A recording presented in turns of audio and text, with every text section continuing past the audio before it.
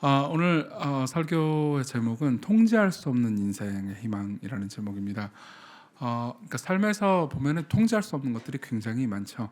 아마 사업을 하시는 분들은 내가 이런 아이템을 가지고 이런 일들을 하면은 돈을 이렇게 벌 거야라고 계획을 짜시겠지만은 시장 상황은 내 마음대로 통제할 수 있는 게 아니죠. 가족들을 사랑하시는 분들은 가족들이 내 마음대로 통제되지 않는다라는 것을 여러분 알게 될 겁니다. 그러니까 저도 자녀를 키우고 있는데요. 이제 저희 자녀는 청소년들인데 그때 맞춰가지고 이렇게 막 엄청나게 앞서 나가지 않더라도 적당히 좀 커졌으면 좋겠다라는 마음이 있거든요. 그러니까 예를 들면 지금 중학생이니까 이 정도는 공부해야 되지 안 합니다. 절대 안 합니다. 그딴 거 없어요. 그리고 뭐 교회에서도 뭐 이렇게 좀 뭐 신앙을 가지게 되면 그런 거 없습니다. 내 마음대로 되는 게 아무것도 없어요. 뭐 가족들뿐만 아닙니다. 교회도 마찬가지죠. 그러니까 제가 놀랬던 거는 많은 교회 성도님들이 목회자들에게 그리고 우리 교회가 이랬으면 좋겠다라는 그런 어떤 일종의 이상향이 있다는 겁니다. 뭐 설교도 마찬가지로 일종의 이상향이 있는 거죠. 제가 안지 얼마 안 된 것 중에 하나인데 성도님들이 설교에 대해서 불만이 있을 때 당신 설교 별로다라는 말을 표현하는 고급진 말이 있다는 것을 알게 됐어요. 그러니까 목사님 설교 너무 어려웠어요라고 말하잖아요. 그럼 저는 그게 진짜로 그러니까 이성적으로 지적으로 어렵다라고 생각을 했거든요. 나중에 알고 보니까는 그러니까 네 설교가 별로다라는 말을 대놓고 할 수는 없잖아요. 그러니까 이제 내 지성이 모자릅니다라는 그런 식으로 표현을 하는 거죠. 근데 그걸 그냥 고지고대로 받아들이면 제 지성이 모자른 거라는 걸 알게 됐죠. 뭐 그것도 일종의 피드백이죠. 일종의 삶에서 그러니까 뭐 교회가 이랬으면 좋겠다, 설교가 이랬으면 좋겠다라는 것을 표현하는 피드백이고요. 그리고 또 뭐 교회 목회자들도 성도들 향해서 바라는 그러니까 이렇게 됐으면 좋겠다라는 바람이 있습니다. 다 뭐 그걸 직간접적으로 강단에서 말하기도 하고 뭐 개인적으로 말하기도 하죠. 그대로 됩니까? 뭐 당연히 안 되죠. 예. 그러니까 삶에서는 통제할 수 없는 것들이 너무나 많습니다. 그리고 그것이 크잖아요. 그러면 굉장히 큰 고통으로 다가오죠. 예, 고통은 자주 겪었잖아요, 삶에서. 네, 많이 겪었다고 해가지고 고통이 익숙해지는 거 보신 적 있습니까? 절대 고통은 익숙해지지 않습니다. 그래서 그 고통이 내 삶을 흔들 때는 나는 폭풍 가운데 있는 것처럼 느껴지죠. 사실 우리가 읽었던 이 본문, 제자들이 폭풍을 만났고요, 예수님께서 그 폭풍 가운데서 제자들을 건져주신 이 사건은, 그러니까 한편으로는 실제로 이런 일이 있었기 때문에 기록된 역사적 사건이기도 하지만은 또 다른 한편으로 많은 신학자들이 이야기해 줍니다. 그러니까 마가가 인생에 우리가 겪는 그 폭풍을 그러니까 이런 식으로 표현해서 우리에게 교훈을 주기 위해서 이렇게 기록했다라고 말해주기도 합니다. 다시 말하면 이 본문을 읽으면서 우리는 이런 생각을 해야 된다는 거죠. 삶에서는 통제되지 않는 많은 폭풍 같은 일들이 있고요. 그것을 우리가 어떻게 대처해야 되는지를 말씀을 통해서 배울 수 있다는 겁니다. 그래서 저는요, 전체 본문을 근거로 해서 본문이 가르쳐주는 세 가지 교훈을 여러분들하고 나누려고 합니다. 첫 번째로는요, 우리의 인생이 우리가 원하는 대로 통제할 수 없다는 것을 말씀드릴 거고요. 두 번째로는 약간 이상하게 들릴 수 있겠지만요, 예수님도 우리가 원하는 대로 통제할 수 없다는 이야기를 할 겁니다. 그리고 마지막으로 그렇게 통제할 수 없는 인생을 우리가 어떻게 살아야 되는지에 대해서 나누겠습니다. 첫 번째로는 인생을 통제할 수 없다. 그리고 두 번째로는 예수님을 통제할 수 없다. 그리고 마지막으로는 어떻게 살아야 되는지 이렇게 보도록 하겠습니다. 먼저 인생 이야기부터 시작해보죠. 일단은 45절부터 쭉 읽어보도록 하겠습니다. 예수께서 즉시 제자들을 재촉하자 자기가 무리를 보내는 동안에 배 타고 앞서 건너편 벳세다로 가게 하시고 무리를 작별하신 후에 기도하러 산으로 가시니라. 저물매 배는 바닷 가운데 있고 예수께서는 홀로 무태에 계십니다. 자, 지금 상황은 이렇습니다. 예수님께서 그 위에 보면은 오병이어 사건을 일으키십니다. 그리고 떡 5덩어리와 물고기 2마리로 5,000명을 먹이신 그 다음에 이제 제자들을 재촉해서 벳세다로 건너가게 하십니다. 예수님은 산으로 가시죠. 그런 상황에서 이 제자들이 벳세다로 건너가는 과정 중에 바다를 이제 배 타고 가고 있는데 그 상황에서 폭풍을 만난 거예요. 이거는 참 이상한 일이죠. 왜냐하면은 제자들은 나쁜 짓을 하다가 폭풍을 만난 게 아닙니다. 예수님의 명령에 저리로 건너가라라고 재촉해서 건너가는 그 명령에 순종하다가 폭풍을 만난 겁니다. 그리고 그게 우리의 삶에서 많은 의문을 불러일으키게 하는 거죠. 생각해 보세요. 그러니까 예수님 명령 따라서 배를 탔어요. 그러면 그러니까 일주일 건널 거 뭐 2, 3일이면 갈 수 있을 정도로 막 순풍에 돛단 듯 날아가게 해줘야 되는 거 아닙니까? 내가 순종하는데, 그렇죠? 실제로 사도 바울도 선교를 하러 많이 돌아다녔거든요. 근데 풍랑을 4번이나 만납니다. 그 중에서 파산한 적도 있었어요. 그럼 복음 전하러 선교하러 이 사도 바울님이 복음을 전하러 가 주시는데, 그럼 예수님께서 좀 팍팍 후원해 주시면 좋잖아요. 근데 풍랑을 만납니다. 우리도 그럴 때가 많이 있죠. 내가 삶에서 뭔가 이대로 하면 안 되겠다, 순종해야겠다, 내가 이웃을, 내 가족을 용서해야겠다. 그럼 딱 용서를 한다, 너를. 그러면은 상대방이 막 눈물을 흘리면서 회개하고 약간 이런 그림이 자연스럽잖아요. 근데 그래, 뭐 네가 나한테 용서를 왜 뭐 하니? 뭐 너도 잘못한 게 많은데, 이런 식으로 대응하면 그 사람한테 화가 나죠. 죽여버리고 싶잖아요. 근데 그 사람, 죄송합니다, 성격이 그래요. 그뿐 아니라 하나님한테도 화가 나잖아요. 내가 왜 순종했는데 이런 일이 발생하나?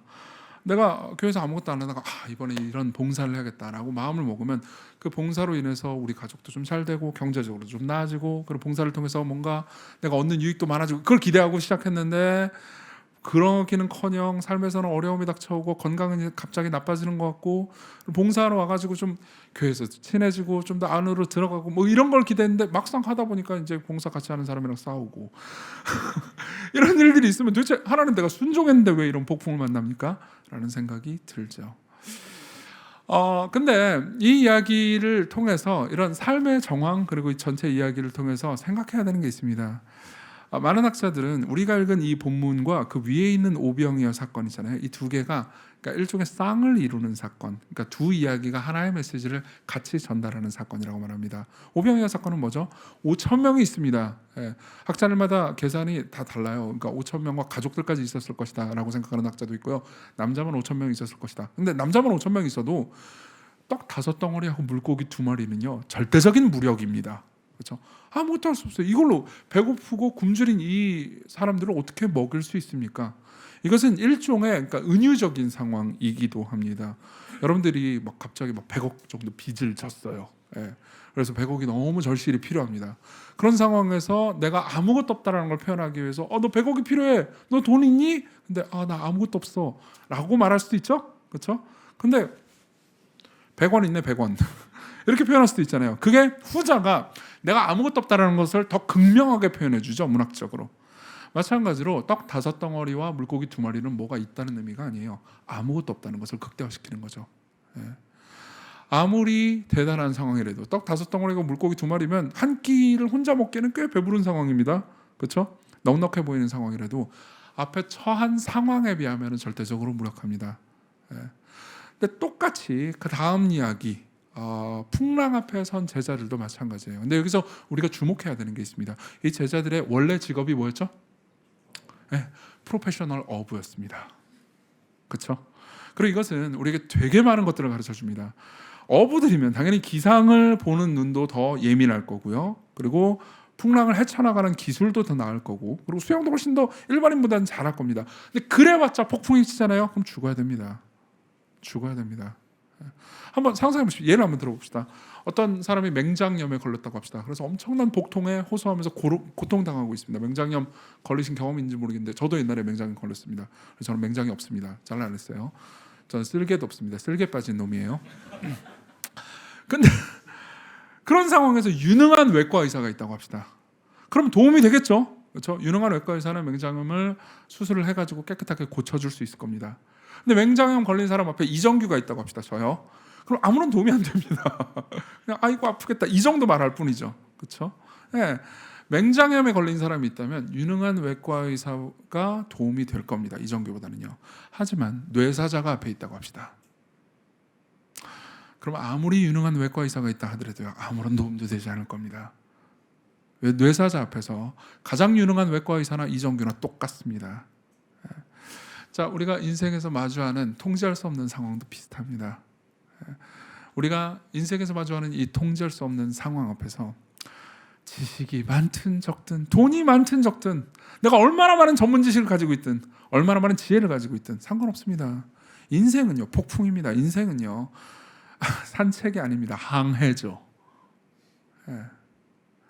이 지점에서 여러분들이 좀 생각해 봤으면 좋겠는 게 있습니다. 이 중에서는 기독교인이 아닌 분들도 계실지 모르겠습니다. 실제로 제가 섬기는 시광교회는 그러니까 기독교인이 아니지만 기독교가 진실인지 그리고 과연 내가 예수 그리스도를 믿는 게 좋은 건지를 알아보기 위해서 시광교회에 출석하는 사람들이 꽤 많이 있습니다. 저희 교회는 젊은 사람들이 굉장히 많거든요.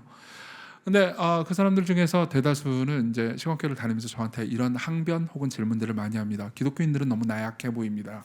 예. 삶에서 어려운 점이 있으면은 열심히 노력하고 뭔가 지혜와 지식을 많이 얻고 그래가지고 헤쳐나가야지. 나약하니까 맨날 기도나 하고 있는 거 아닙니까? 맨날 절대자에게 의존하고 있는 거 아닙니까? 라고 질문할 때가 많습니다. 그러면요, 물론 일단 다양한 방식으로 설명을 해주죠. 그렇지만 제가 궁극적으로 하고 싶은 건 이겁니다. 아마 이 중에서도 그런 생각을 가지고 계신 분들이 있는지 모르겠는데요. 여러분들은 아직 인생을 진지하게 대한 게 아닙니다. 네. 좀 더 싸납게 말해볼까요? 아직 철이 덜 든 겁니다. 그건 여러분들이 나이가 많든 적든 그 아무런 상관이 없어요. 내가 원하는 대로 내가 많은 전문 지식을 가지고 많은 돈을 가지고 많은 힘을 들여서 노력을 가지면 그럼 나는 인생을 헤쳐나갈 수 있어. 이 정도의 풍랑은 헤쳐나갈 수 있어 라고 생각한다면요. 우리는 인생을요 가볍게 본 겁니다. 우리 자신에 대해서 지나치게 과신하는 거죠. 정말로요. 정말로 많은 돈이 있으면요 문제를 해결할 수 있을까요? 많은 돈으로 정말 관계의 문제가 해결될까요? 자식 새끼가 이상하게 행동하는 걸 여러분들이 통제할 수가 있습니까? 없을 겁니다. 네, 없어요. 기독교인들도 마찬가지입니다. 여러분들이 만일 나는 기독교인입니다. 예수 그리스도가 내 삶의 주인이고 모든 것입니다. 라고 고백한다 하더라도 평상시에 주기적으로 기도하는 삶을 살지 않잖아요. 그러면은 주성한 말씀이지만요. 아직 우리는 철이 덜 든 것일 수 있습니다. 여러분들을 꼭 비난하기 위해서 이 얘기를 하는 건 아닙니다. 왜냐면 저도 마찬가지거든요. 저는 목사인데도 불구하고 종종 기도하지 않을 때가 있습니다. 목회가 너무 바빠요. 설교할 준비할 게 너무 많아요. 그래서 기도할 시간이 없어요. 되게 이상한 말 아닙니까? 네. 저는 시광교회라는 교회를 섬깁니다. 시광교회를 섬기느라 너무 바빠서 시광교회를 위해서 기도할 시간이 없습니다. 이건 꽤나 자신만만한 태도입니다. 목회를 함부로 대한 거겠죠. 목회하고 여러분들의 삶이 꼭 다를까요? 목회가 여러분들의 삶을 운영하는 것보다 훨씬 더 높고 고매한 일이라고 생각하십니까? 그렇지 않습니다. 여러분들의 삶을 운영하는 게 목회보다 더 위대한 일이라고 생각하십니까? 그렇지도 않을 겁니다. 우리 다 마찬가지예요. 우리가 하고 있는 일이나 우리가 맺고 있는 관계에 있어서 아무리 프로페셔널하다 하더라도 인생에 있어서 프로페셔널은 될 수가 없습니다. 우리는 인생을 통제할 수 없어요. 만일 내가 원하는 대로 내가 통제할 수 있고 내가 배우는 기술과 내가 배우는 지식과 내 경험으로 통제할 수 있다고 생각하잖아요. 그럼 통제되지 않는 많은 것들을 보면서 여러분들은 분노를 쌓아갈 겁니다. 그리고 그 분노는 여러분들을 잡아먹어 버릴지도 모릅니다. 예를 한번 들어보죠. 데이비드 폴리슨이라는 기독교 심리학자가 있습니다. 이 사람은 굉장히 좋은 많은 책들을 썼고요. 많은 상담을 했습니다. 그리고 그 중에서 분노에 관해서 쓴 좋은 책이 있습니다. 거기에 보면 헬렌이라는 여성의 사례를 들어주죠. 읽어드리겠습니다. 헬렌의 사례를 살펴보자. 60대 나이의 헬렌은 늘 증오에 사로잡힌 삶을 살았다. 그래서 나와 처음 만나 자기를 소개할 때도 만성적인 분노로 손과 목소리가 떨릴 지경이었다. 그녀의 분노는 결혼 생활을 깨뜨리고 자녀와도 멀어지게 했다. 그 분노로 헬렌은 직업을 찾는데도 어려움을 겪었고 그녀와 친해지고 싶었던 모든 사람은 결국 그녀를 떠나고 말았다. 상담하던 중 헬렌은 수십 년 묵은 불평을 늘어놓았다. 실제로 오래전 그녀는 방송사역으로 교회를 섬겼는데 목회자는 보통 32분에서 35분 정도 설교를 했다. 짧게 했네요. 당시에는 테이프로 녹음했는데 오디오 테이프로 녹음할 수 있는 길이는 고작 30분이었다. 테이프 아시죠? 요즘은 테이프 잘 안 쓰지만 옛날에는 그 테이프 앞면 A면 B면 해가지고 30분씩 녹음할 수 있었어요. 계속 모르는 척 해주세요. 그래야 젊어 보이기 때문에. 그래서 28분 정도가 이상적인 설교 시간이었다. 헬렌은 설교 시간이 테이프 녹음 가능 시간을 초과할 때마다 견딜 수 없이 짜증을 내고 화가 나 목사를 험담하곤 했다. 생각해보세요. 별일도 아니잖아요. 네. 설교 시간 좀 길어질 수도 있는 거죠. 오늘 그렇게 생각해 주세요. 아니, 염려하지 마십시오. 근데 별일도 아닌데 화가 납니다. 그리고 그 화가 자기를 계속해서 장악하는 거죠. 내가 통제할 수 없는 것이 있다라는 것 때문에. 계속 읽어드리죠. 그녀는 또 교회 다른 사람에게도 이유 없이 화를 내고 그들의 뒷담화를 했다. 결국에는 이렇게 사소하게 시작된 분노가 급기야 교회 안에 무성한 소문을 만들어 교회를 분열시키는 지경까지 이르렀다. 상담하면서도 헬렌은 수십 년 전 이야기를 마치 5분 전에 겪었던 일처럼 생생하고 강렬하게 이야기했다. 여러분, 이게 헬렌이 어렸을 때부터 이렇게 된 걸까요? 물론 성정상 분노가 있을 수도 있죠. 그렇지만 차곡차곡 쌓였을 겁니다. 내가 통제할 수 없다는 것을, 내가 정말 많은 것들을 통제할 수 없다는 것을 받아들이지 않고 계속해서 분노로 그것을 때우면서 삶을 보냈습니다. 그러다가 나이를 먹어요. 문제는 이거죠. 나이를 먹어버리잖아요. 그럼 위가 없습니다. 내 위들이 전부 다 천국에 가세요. 그럼 나한테 꾸짖을 사람이 없습니다. 이 중에서 그러니까 뭐 저는 40대 후반입니다. 저보다 나이 많으신 분들도 많을 거죠. 그러면요, 그러니까 인생에서 언젠가는 다 자기보다 나이 어린 목사의 설교를 들으면서 평생 여생을 보내야 되는 순간이 오잖아요. 보통 40대, 50대에 옵니다. 저 같은 경우는 제가 은퇴하고 올 것 같아요. 제가 70이 되면, 아니면 그 이전에도 은퇴할지 모르는데, 저는 항상 그런 생각을 합니다. 내가 은퇴하고 나서, 저는 이제 수십 년 아마 설교를 한 상황인데, 저보다 한 최소 뭐 20 몇 년에서 30년 더 어린 설교자의 설교를 들어야 될 거 아니에요. 앉아가지고 겸손하게 말씀을 들을 수 있을까? 이 교만한 이정규가 앉아가지고 저건 설교 기법상 성경 주해가 부족해 있다고 소리나 하고 앉아있지 않을까? 그럼 제일 손해보는 사람은 누구죠? 저 자신입니다.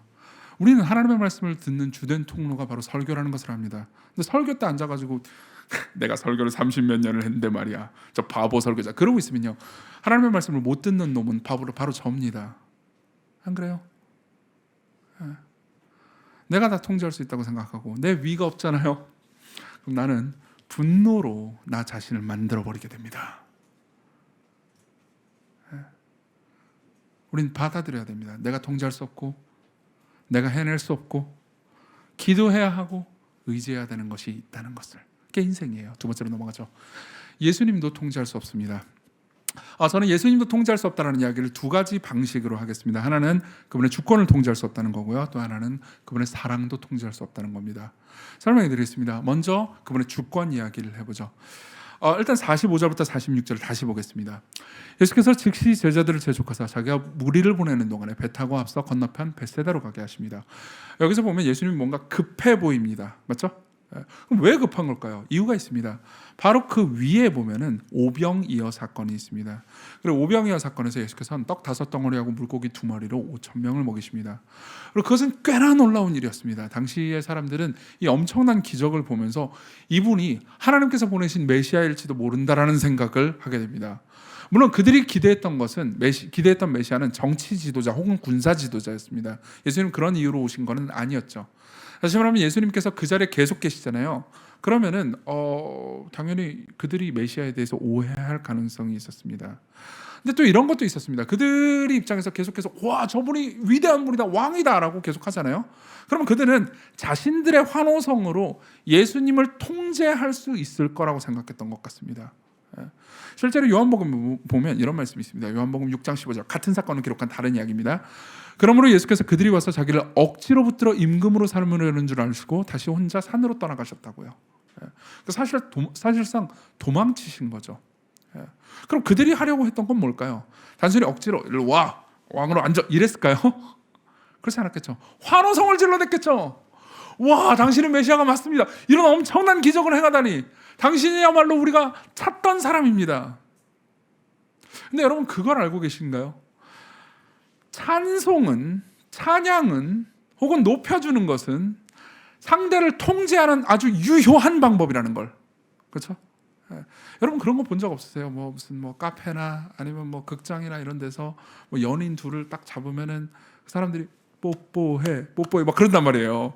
그러면 평상시에 뽀뽀 전혀 안 하는 사람들이 와가지고 오 막 그러고 막 음악 틀어주고 그러면 뽀뽀한단 말이에요. 아시죠? 모르시는군요, 여러분들은. 너무 경건하셔서. 왜 그럴까요? 그게 군중의 효과예요. 군중들이 환호성을 지르잖아요. 그러면 뭐지? 그러면서 자연스럽게 따라가게 됩니다. 억지로 강제하지 않더라도요. 그건 앞에 서는 사람들은 다 느낄 수 있습니다. 저 같은 경우에는 저희 교회에서도 설교를 하고요. 그리고 이제 훨씬 더 많은 사람들 앞에서 설교를 한 적이 있습니다. 수천 명의 회중들 앞에서 설교한 적이 있습니다. 그러면 약간 그런 게 있어요. 그 수천 명이 앉아 있을 때 이렇게 뭐 아무 소리나 하잖아요. 그러면 이제 뭐 그냥 별로 안 웃겨도 웃으면 전염되거든요. 아무 소리나 하면 사람들 막 웃고, 뭐 아무 소리나 하면은 막 사람들 울긴 않고 그냥 울려고 하고 막 그런단 말이에요. 그러면은 그 과정 중에서 끝나고 나서 목사님 설교 너무 좋았어요, 너무 은혜로웠어요, 눈물이 났어요, 그러잖아요. 그럼 나 뭐 되나? 그런 생각을 한다고요. 네. 난가? 난가병이라고 혹시 아세요?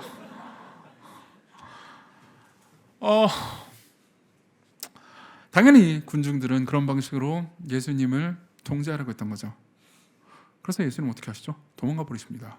그러면 우리는 물어볼 수 있습니다. 예수님은 어떻게 이 모든 칭송을 견딜 수 있었을까요? 이 칭송을 넘어서실 수 있었을까요? 자 보세요. 그 다음으로 내려가면요, 49절 50절을 보죠. 49절, 제자들이 그가 바다 위로 걸어오심을 보고 유령인가 하여 소리 지르니, 50절 같이 읽겠습니다.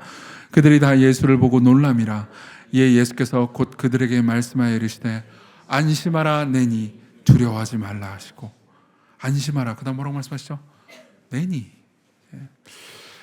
이 내니라는 말을 한국어로는 그냥 내니라는 한 단어로 표현했죠. 그렇지만은 그리스어로는 두 단어가 있습니다. 에고 에임이라는 단어죠. 에고 에임이 뭐 영어로 바꾸면 I am입니다. 근데 이 에고 에임이라는 표현은요, 그리스도인들에게, 특히 히브리인들에게는 단순한 표현이 아니었습니다. 왜냐하면 이 말을 히브리어로 번역하잖아요. 그럼 여호와가 됩니다. 뭘 의미하는 걸까요? 예수님께서는 그냥 나다 이 정도로 말한 게 아닙니다. 이러한 텍스트에서, 이 정황 가운데서 예수님께서 에고 에이미라고 말씀하신 것은 자기 자신이 신적인 존재다, 나는 단순한 인간이 아니다, 사람의 몸을 입은 하나님이다라고 주장하신 거죠. 자, 여기서 우리는 그분이 어떻게 칭송을 쉽게 넘어설 수 있는지를 알 수 있습니다. 5천 명이 당신이 왕입니다 라고 말하면요, 그걸 어떻게 버텨요? 네. 특히 저 같은 관심종자라는 말 아세요? 저 같은 관종 못 버틴단 말이에요. 당신이 설교 뭐 잘하고, 그래서 제가 예수가원교회 오늘 온 거예요. 이렇게 해주잖아요. 그러면은 통제된단 말이에요. 근데 5천 명이 막 당신이 왕입니다, 당신이 메시아입니다, 당신이 우리의 왕이 되주소서, 그러면은 당연히 통제되기 쉽죠. 그러나 예수 그리스도가 진짜 하나님이라면요, 그분은 어떤 분이죠? 그분은 하늘 보좌 우편에 계셨던 분입니다. 그리고 거기서 모든 천사들과 모든 성도들의 찬양과 칭송을 받는 분이죠. 그뿐이 아니에요. 그분이 하나님이라면요, 그분은 창세전부터 성부와 성령과 더불어서 완전한 사랑과 칭송과 기쁨을, 그리고 그 관계의 행복을 누린 분이에요. 성부 하나님과 성령 하나님으로부터, 완전한 신으로부터 계속해서 흠모와 찬송과 기쁨을 누리신 바로 그분이 사람들의 찬송에 휘둘리시겠습니까? 그럴 리 없죠. 그래서 그분은 산으로 가십니다. 요한복음에는 그냥 산으로 가셨다고만 되어 있지만 마가복음에는 더 있죠. 산으로 가셔서 뭐 하시죠? 기도하십니다. 왜요? 성부 하나님과 더불어서 교제하고 그분의 기쁨, 그분의 사랑을 받는 것만이 그분을, 예수님을 위로하는 유일한 행복이었기 때문이죠. 그것이 우리 모두에게 의미하는 바가 있습니다. 우리는 예수님을요, 우리의 찬양, 우리의 선행, 우리의 헌금, 우리의 열심으로 통제할 수 없습니다. 우리가 보통 하나님을 찬양하고 우리 하나님 예배할 때, 아마 여기 계신 분들 중에서도 그런 분들이 계실지 모르겠습니다. 나 그래도 이번 주에 예배를 잘 드렸으니까 하나님께서 다음 주에는 나한테 복을 주셔야 돼. 혹은 내가 헌금을 좀 이번에 세게 했으니까, 혹은 안 하던 11조를 하기 시작했으니까, 내가 안 하던 봉사를 좀 시작했으니까 이제 하나님께서 나한테 무언가 더 복을 주셔야 돼 라고 생각한다면요, 우리는 우리가 가진 칭송으로 하나님을 통제하겠다라고 생각하는 것과 같습니다. 그런 마음이 드는 것은 이해할 수 있습니다. 저도 종종 그런 마음이 드니까요. 그렇지만 우리가 믿는 하나님은 그런 방식으로 통제되는 분이 아니에요. 그분은 주권자입니다. 그분은 내니라고 말씀하시면서 자기가 그냥 선지자들 중에 하나다라고 말씀하시는 게 아닙니다. 예수께서 하신 모든 일들을 보고 많은 사람들이 저분은 선지자인가? 이렇게 물어봤어요. 근데 예수께서는요, 나는 하나님께 기도하는 수많은 선지자들 중에 한 명이 아니다, 오히려 수많은 선지자들의 그 기도를 듣고 있는 바로 그 하나님이다 라고 말씀하시는 거죠. 우리는 창조주를 통제할 수 없습니다. 그분이 주권자고 그분이 우리를 다스리십니다. 또 하나의 측면도 있습니다. 우리는 그분의 사랑을 통제할 수 없습니다. 어떻게 보면 그분도 그분의 사랑을 통제할 수 없다고 표현하는 게 적절할지 모르겠네요. 우리 본문을 다시 봅시다. 본문을 보면요, 우리 47절부터 보겠습니다. 47절 제가 읽어드릴게요. 저물매 배는 바다 가운데 있고 예수께서는 홀로 무태 계시다가, 그 다음 48절 같이 읽겠습니다. 바람이 거스름으로 제자들이 힘겹게 노젓는 것을 보시고 밤 사경쯤에 바다 위로 걸어서 그들에게 오사 지나가려 하십니다. 자 보세요. 예수님께서 제자들을 구하러 오실 때 뭘 보고 오신 거죠? 48절에 바람이 거스름으로, 그 다음 뭐라고 돼 있죠? 제자들이 힘겹게 노젓는 것을 보시고 라고 돼 있습니다. 사실요, 이 표현은요, 위에 있는 오병이어 사건에도 같이 있습니다. 오병이어 사건에 보면요, 그 굶주린 그 5천 명의 회중들 있잖아요. 그 사람들을 예수님께서 보실 때 이런 마음을 가지십니다. 34절을 제가 읽어드릴게요. 예수께서 나오사 큰 무리를 보시고 그 목자 없는 양 같음으로 인하여 불쌍히 여기사 예 여러 가지로 가르치십니다. 그리고 나서 오병이어 사건을 일으키세요. 바꿔서 표현해 보자면은 이 두 사건 모두 그분의 동정심으로부터 비롯됐다는 겁니다. 그리고 그분의 동정심이 우리 모두를 향해서 있다는 거죠. 제가 책을 하나 추천해 드리려고 합니다. 데인 오틀런드라는 사람이 쓴 책 중에서 온유하고 겸손하니라는 책이 있습니다. 혹시 읽어본 분들이 계시다면 아마 좋다라는 것을 경험하셨을 겁니다. 근데 아마 많이들 안 읽어보셨을 건데, 안 읽어보신 분들한테 제가 드리고 싶은 말씀이 있어요. 여러분들의 눈을 제가 사고 싶어요. 진짜예요. 정말 좋습니다. 제가 이 책을 안 읽은 상태에서 읽었을 때 그때 느꼈던 감동을 잊을 수가 없어요. 이 책은 전체가 다 예수 그리스도가 우리를 향해서 어떤 마음을 가지고 계셨는가, 그걸 탐구하는 책입니다. 근데 거기에 보면 그분의 동정심에 대해서 이렇게 표현하는 부분이 있습니다. 들어보십시오. 그분의 동정은 우리 자신의 경험에 비추어 보면 부모가 자식에게 느끼는 감정과 가장 비슷하다. 사실 그리스도의 동정심은 그보다 훨씬 더 강렬하다. 우리가 고통받을 때 예수께서도 고통받으신다. 우리가 고난받을 때 그분은 그 고난을 자신의 고난처럼 느끼신다. 물론 그분의 절대적인 신성은 조금도 영향을 받지 않는다. 이 말은 우리의 고통을 생각하는 그분의 마음이 그렇다는 것이다. 예수님의 인성은 우리의 고난에 온전히 참여한다. 그분은, 잘 들어보십시오, 자기 백성이 고통받는 것을 보면 사랑의 감정을 억제하지 못하신다. 그래서 그분은 제자들에게 가십니다. 폭풍을 뚫고 가십니다. 근데 사실요, 이것은 그분이 단순히 폭풍을 뚫고 가셨다라는 것 이상의 이야기를 우리에게 전해줍니다. 마가복음을 연구하는 모든 주석가들이 이 본문을 연구할 때 꼭 짚고 넘어가는 부분이 있습니다. 이 본문을 그리스어 원문으로 읽잖아요. 원문으로 읽으면 흥미로운 점이 관찰되는데요. 이 본문의 그리스어의 모든 독특한 문법 표현, 관용구, 이런 것들을 자세히 보면은 구약 성경에 나오는 어떤 한 이야기의 표현과 굉장히 유사하다는 것을 알게 됩니다. 구약 성경의 요나 이야기요. 요나의 그리스어 번역본하고 이 본문을 비교하잖아요. 그럼 굉장히 유사한 게 맞습니다. 저도 확인해봤는데 진짜 유사하더라고요. 그러면 마가가 이 본문을 기록할 때 왜 이렇게 요나의 이야기를 떠올리게 만들도록 기록했을까요? 답은 간단합니다. 요나 이야기하고 이 예수께서 폭풍우를 뚫고 제자들을 구하신 이 이야기 있잖아요. 이 두 이야기가 연계가 있다는 것을 말해주고 있는 거죠. 요나 이야기 기억하시나요? 모르는 분들을 위해서 간단하게 설명해 드리겠습니다. 요나는 선지자입니다. 그리고 구약 성경에 나오는 대부분의 선지자들은 하나님의 말씀을 아주 잘 듣죠.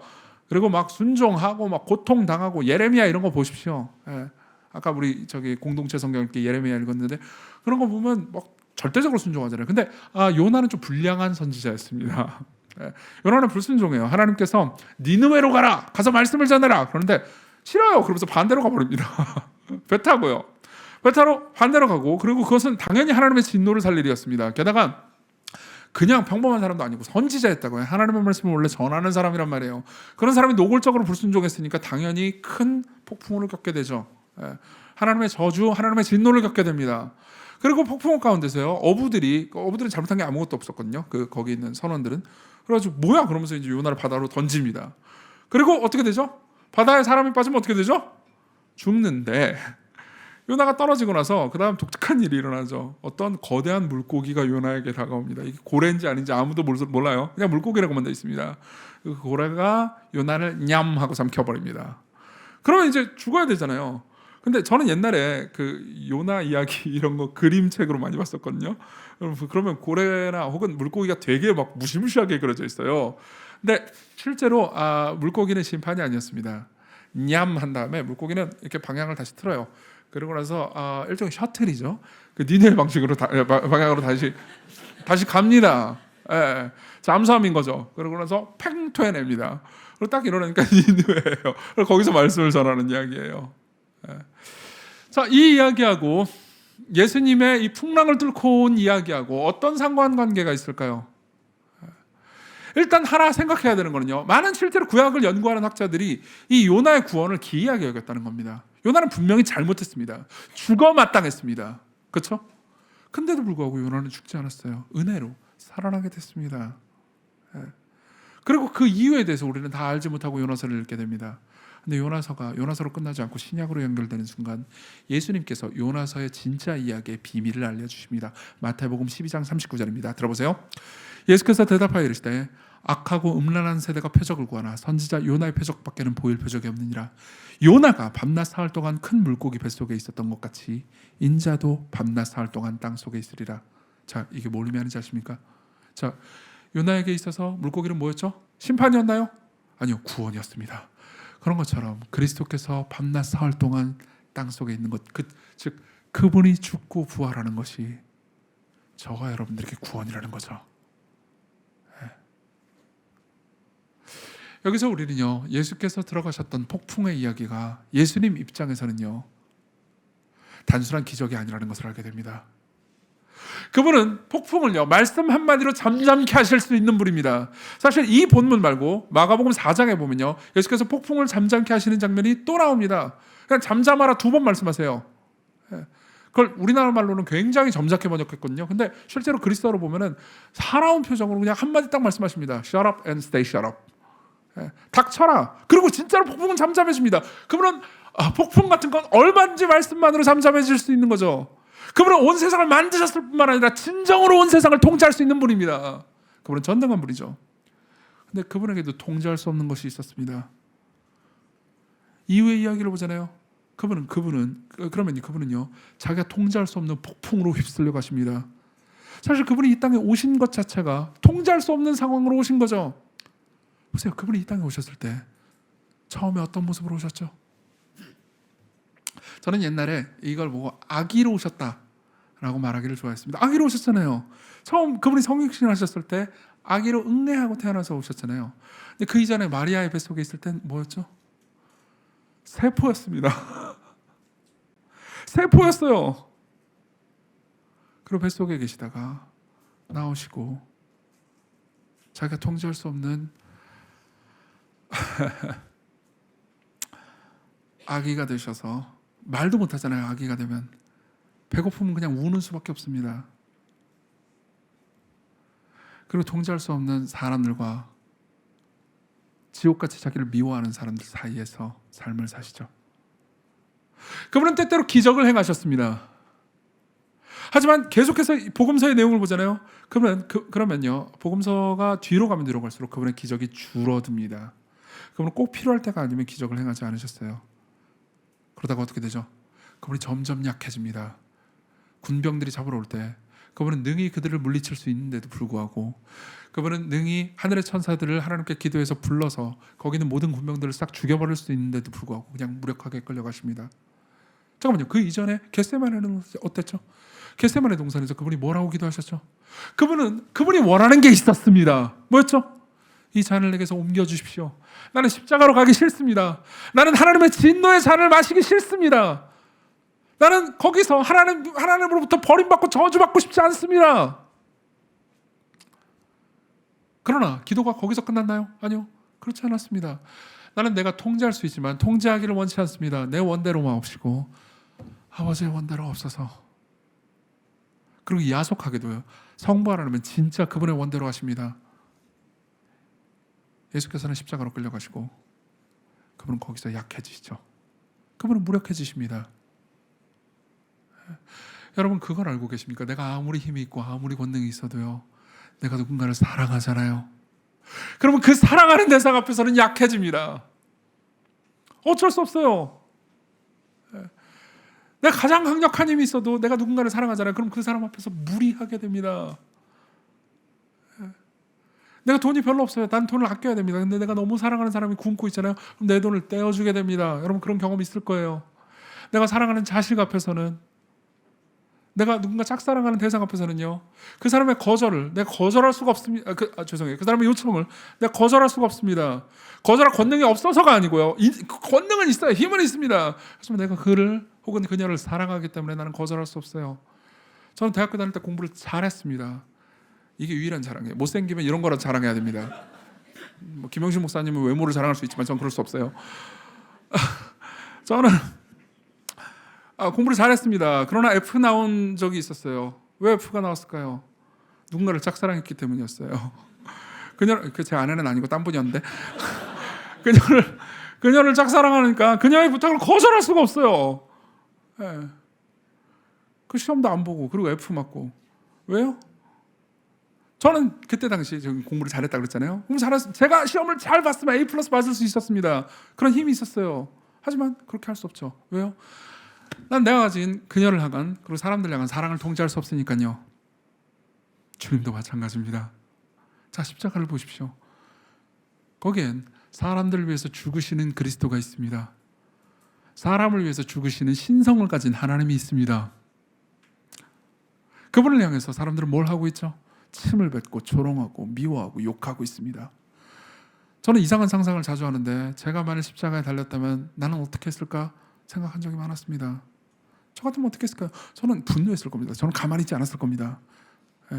내가 십자가에서 죽을 때 죽더라도 너놈들은 가만히 안 냅둔다. 그래서 잠깐 못을 뽑는 거예요.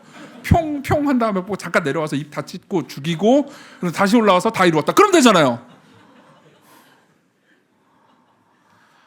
너무 불경한 상상을 했나요? 다행히도 우리 구주께서는 그냥 거기 머무르셨습니다. 그분은 아무 힘도 없고 아무 능력도 없는 분처럼 거기 계셨습니다. 왜요? 그분의 사랑이 자기가 통제할 수 없는 폭풍으로 자신을 내던지게 만들었습니다. 이게 우리의 희망이에요. 아까 여러분들은 이런 이야기를 들었습니다. 우리는 우리 인생을 통제할 수 없다고요. 그렇죠? 너무 답답해요. 우리 하나님도 통제할 수 없습니다. 여러분들 기도 많이 한다고 그래가지고 여러분들의 인생을 여러분들 원하는 대로 통제할 수 있는 거 아니에요. 봉사나 뭐 다른 것 많이 한다고 그래가지고 통제할 수 있지 않습니다. 그럼 우리는 생각하게 되죠. 그럼 인생을 어떻게 살라고요?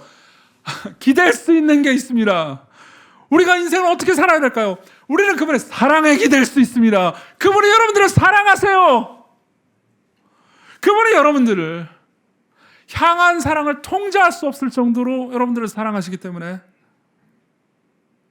우리는 거기에 희망을 둘 수 있습니다. 자, 마지막으로 넘어가죠. 그럼 어떻게 살아야 된다는 겁니까? 빠르게 이야기하겠습니다. 첫 번째, 기도하세요. 기도하십시오.